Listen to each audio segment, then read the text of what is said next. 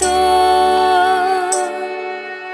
nung se ani subra nung se ani sangsa nung se ani langwa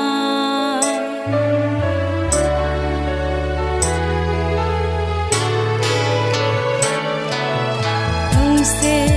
ani kai to nung se ani subra nung se ani sangsa nung se ani langma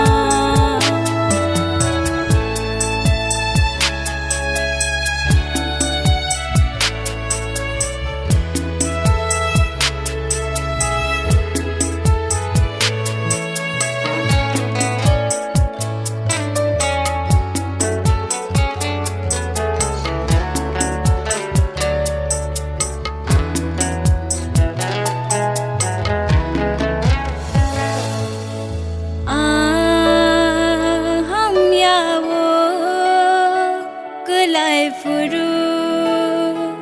nai koldi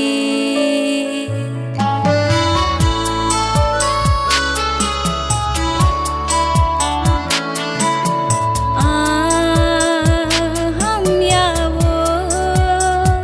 kulai furu nai koldi sabrum brumo nai kozadi ya klai mano na kardi chuba wi mang ang no tondi nini ham sak nga bai ko budi ano no nung se ani kai to nung se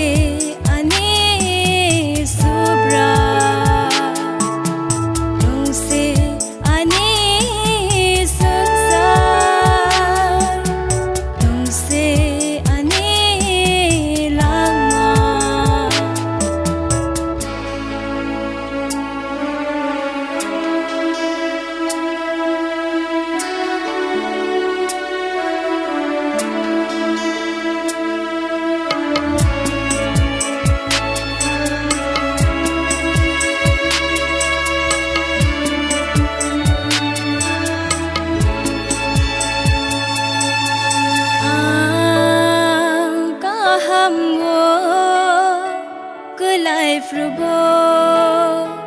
nai koldi